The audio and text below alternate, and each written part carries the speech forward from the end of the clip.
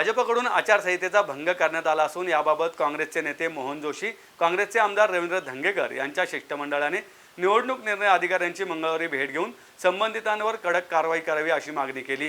त्यामुळे राजकीय वर्तुळात एकच खळबळ उडाली आहे।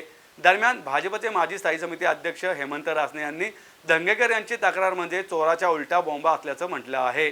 आमदार रवींद्र धंगेकर म्हणाले, केंद्रीय निवडणूक आयोगाकडून शनिवारी लोकसभा निवडणुकांची घोषणा करण्यात आली। निवडणुका जाहीर होताच आचारसंहिता लागू झाली। मात्र भाजपकडून आदर्श आचारसंहितेचे वारंवार उल्लंघन होत आहे। यातून ते सुरुवातीच्या दिवसापासून निवडणूक हायजॅक करू पाहत आहेत। आचारसंहिता लागू असताना शहरातील गल्लीबोळातील भिंतींवर कमळाचे चित्र भाजप रंगवत आहे। आजही हे विद्रुपीकरण सुरू आहे। यावर निवडणूक निर्णय अधिकाऱ्यांनी आवर घालून दोषींवर योग्य ती कारवाई तातडीने करावी अशी आमची मागणी आहे। 16 तारखेला निवडणूक आयोगाने आचारसंहिता जाहीर केली आणि आपण देशाच्या कानाकोपऱ्यात जर बघतोय, पुणे शहर असेल, पुणे जिल्हा असेल, महाराष्ट्र असेल आणि देशाच्या आजूबाजूला खेड्यापाड्यामध्ये भारतीय जनता पार्टीचे कार्यकर्ते, पेंटर लोक आजही भिंतीवर कमळ चिन्ह काढतायत आणि निवडणूक आयोगाचा भंग करतायत।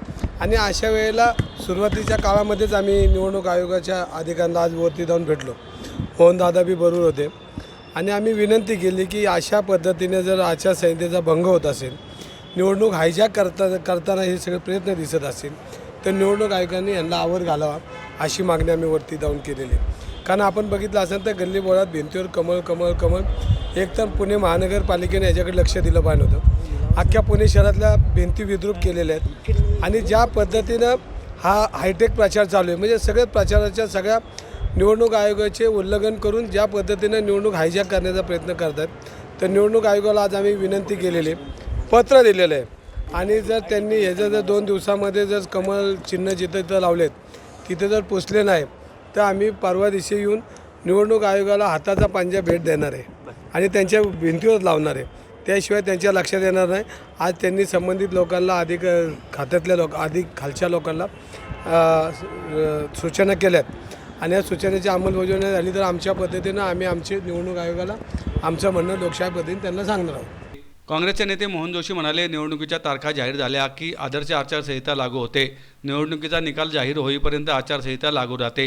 आचारसंहितेचा भंग केल्यास थेट कारवाईला सामोरे जावे लागते। त्यानुसार भाजपवर कारवाई झाली पाहिजेत अशी आमची मागणी आहे। त्यांच्या पक्षाच्या चिन्हाचे जागोजागी रंगवलेले चित्र 72 तास उलटल्यानंतरही कायम असल्याचं मोहन जोशी यांनी म्हटलंय। धंगेकर यांच्या या आरोपांना स्थायी समितीचे माजी अध्यक्ष हेमंत रासने यांनी उत्तर दिलंय। काही ठिकाणी काल त्यांनी काढलेत, पण अनेक ठिकाणी हे असेच आहेत आणि आज आम्ही त्यांना इशारा दिलेला आहे प्रशासनाला की 72 तासाचा अवधी संपल्यानंतर सुद्धा हे अजून भिंती आणि फलक का कायम राहिलेले आहेत। ताबडतोब याच्यावर कारवाई झाली पाहिजे।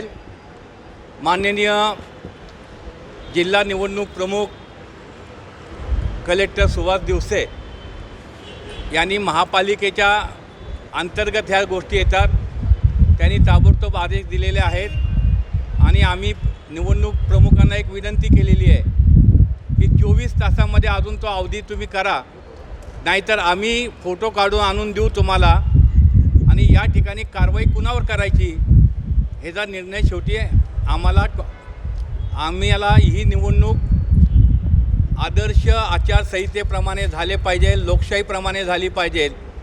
परंतु मागच्या आम्ही कसबा पोटनिवडणुकीतला प्रकार पाहिलेला आहे। त्या ठिकाणी प्रशासन, पोलीस प्रशासन हे भाजपचे हस्तक म्हणून त्या निवडणुकीमध्ये भाजपचा प्रचार करत होते।